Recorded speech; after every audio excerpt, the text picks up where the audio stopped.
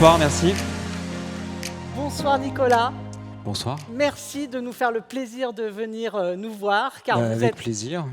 quand on est un peu dans le milieu artistique, vous êtes quelqu'un qui commence vraiment à faire parler de vous, donc on est très très fiers et honorés de vous avoir ici à Dijon. En quelques mots, Nicolas, est-ce que vous pouvez nous présenter votre travail ? Donc moi je travaille le déchet, essentiellement le déchet informatique.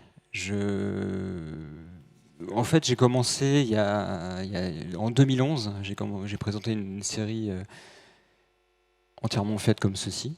Je récupérais le déchet dans la rue au départ, j'avais une fascination pour ça, et puis je me suis mis à faire un assemblage qu'avec du déchet informatique. L'idée de ce travail, c'est un travail sur l'impact que nous avons sur la biosphère. Donc c'est du upcycling artistique. Où est-ce que vous récupérez ce matériel ? Donc je récupérais dans la rue au début, et puis j'étais confronté à des gens qui eux récupéraient pour revendre. Et aujourd'hui, avec ma galerie, on a développé des partenariats, donc des brokers, différentes entreprises. Vous avez aussi, je crois, une relation avec Emmaüs, non ? En fait, j'étais, avant d'être plasticien, donc je suis plasticien depuis presque 15 ans, j'étais travailleur social. Donc j'encadrais, avec un artiste intervenant, un atelier artistique, donc j'avais déjà un peu cette fibre-là, et j'ai toujours fait des choses. Et dans votre travail, on retrouve cette fibre sociale. Vous avez en tout cas envie de faire passer un message à travers. Ce ne sont pas seulement des déchets informatiques que vous assemblez. Il y a vraiment une vraie démarche. L'idée, c'est d'alerter sur l'urgence qu'il y a aujourd'hui, l'urgence climatique. Moi, je me sers de ce déchet-là parce qu'il était parlant pour moi. Je recompose des paysages urbains avec ce que cette société va rejeter. Les déchets informatiques, il y en a à profusion, et j'essaie de rendre pérenne quelque chose qui au départ n'est pas forcément esthétique, de le rendre esthétique et même voir qu'on puisse oublier ce qu'on a devant nous, quoi. Et voir très beau, puisqu'on a derrière nous des œuvres. Vous allez tout à l'heure nous en présenter quelques-unes. Alors, qu'est-ce que représentent ces tableaux ?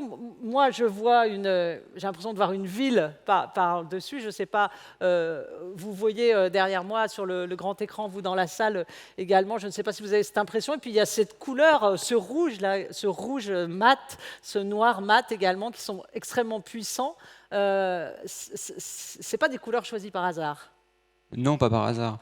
Donc effectivement, l'idée c'est de façonner un paysage urbain ou industriel. Après, chacun y voit ce qu'il veut. Les couleurs ont du sens. Au départ, c'était que du noir, un noir qui pour moi est doux, assez attractif. Il symbolise vraiment l'impact carbone qu'on peut avoir. Le rouge, plus signalétique, il faut réagir, faut y aller, quoi. Et l'idée du doré, donc ce qu'on peut retrouver sur les trophées, c'est ce côté de valoriser ce déchet et aussi le rendre précieux, finalement. Et ce vers quoi je pense qu'il faut tendre avec les déchets qu'on a aujourd'hui. Ils ont une valeur et il faut voilà. Et notre terre est précieuse. Elle est précieuse, ouais. On oublie souvent, je pense qu'on fait partie de la biosphère. Nous aussi, on en fait partie, et voilà, il faut la préserver.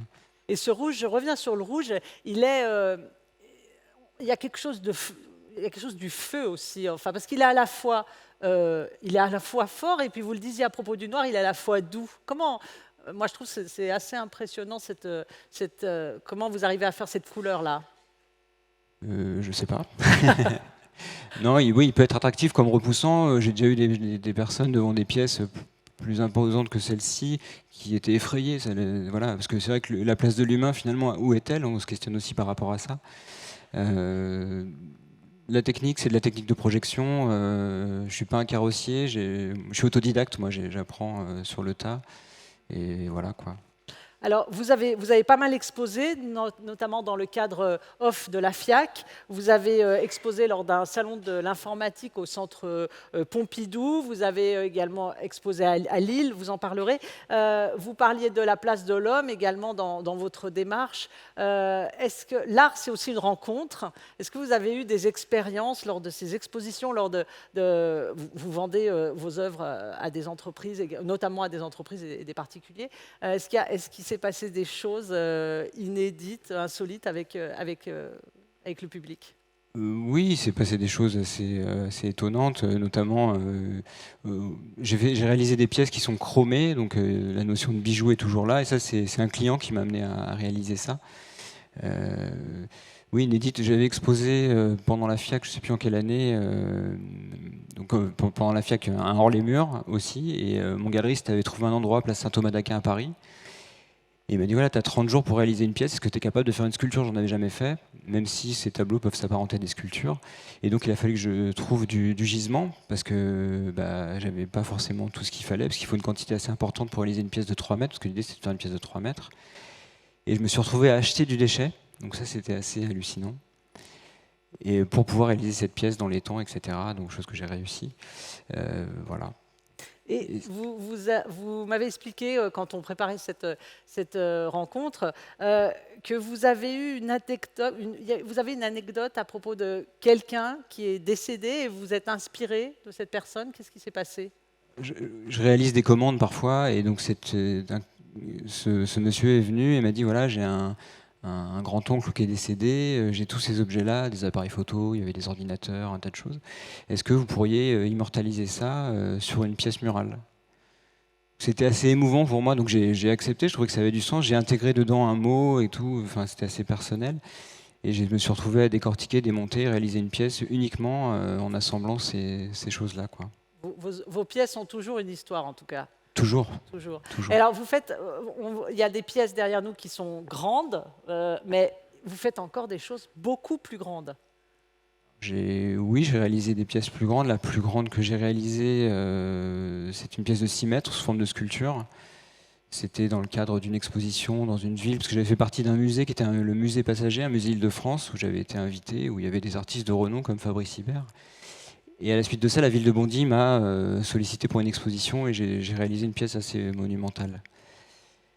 Et cette pièce, elle a été vendue? Elle a été vendue, oui, elle a été vendue. D'accord. Oui. Et qui peut s'offrir une pièce de 6 mètres? Je ne sais pas si je peux citer des... Ah, moi aussi. Si, Enfin...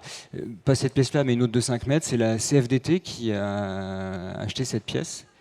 La CFDT qui a une grande collection depuis 40 ans et des pièces de maître. Donc c'était un honneur pour moi de pouvoir céder cette pièce-là. Et voilà. Et alors, on vous a invité, Nicolas Delay, parce que vous avez eu la gentillesse aussi de nous préparer, de créer pour cette soirée très spéciale ces trophées. Donc, j'ai presque envie de dire, je ne sais pas, Frédéric Bouvier, directeur du bien public, si je dois dire ça, mais je crois que ce sont parmi les plus beaux trophées, en tout cas des trophées exceptionnels, qui vont être remis ce soir. Et je pense que les lauréats seront très très fiers d'avoir ces trophées chez eux, car ce sont racontez-nous ce que sont ces trophées et qu'est-ce que vous aviez dans la tête quand vous les avez créés. Premièrement, merci de m'avoir choisi pour réaliser ces trophées. Qu'est-ce que j'avais dans la tête? L'idée déjà, c'était de réaliser ces trophées en 100% upcyclé, donc avec que du déchet. Chose qui est réussie, c'est fait, c'est que du recyclé. Et je suis parti de ce que je réalise moi, comme les totems que vous pouvez voir ici, en version miniature. On peut aussi, mais sans prétention, l'apparenter à un petit César, voilà.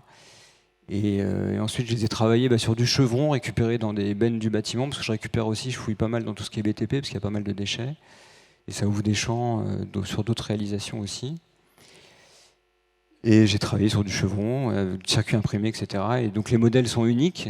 C'était assez intéressant de travailler aussi sur un trophée qui va être remis à quelqu'un dans cette démarche de développement durable. Et voilà, cette pensée sera toujours là, en tout cas au sein des lauréats. Je trouve que c'est la première fois que vous faites en tout cas des trophées pour une soirée comme celle-là. Donc on peut dire qu'on a de la chance.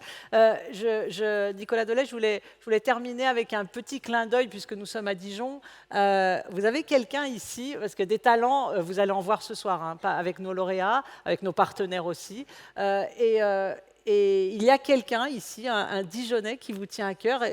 Présentez-le nous.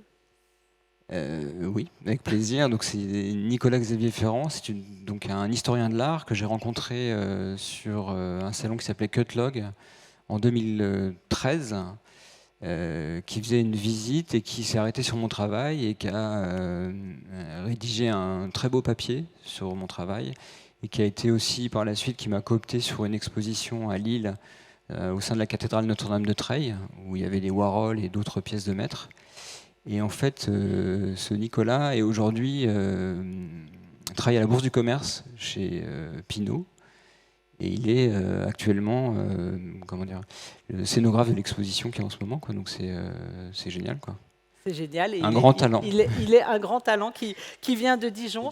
Merci beaucoup, Nicolas. Alors, vous verrez, vous pourrez en tout cas profiter de ses œuvres toute la soirée. Vous pourrez également profiter des œuvres de Nicolas. Certaines sont installées dans la salle du cocktail. Il y a un catalogue de ses œuvres qui est à l'accueil si vous êtes intéressé. Et une petite chose que je voulais dire, il ne faut pas les toucher. Voilà, on a envie de toucher, hein, on a envie de. Oui, certaines, on ne peut pas les toucher, il ne faut pas trop les toucher. Il y a une oxydation avec les mains, voilà. Voilà. En tout cas, merci beaucoup, Nicolas Delay. Et, merci à vous. Et on va passer ensuite à la remise des trophées. Merci beaucoup. Bonne soirée, merci.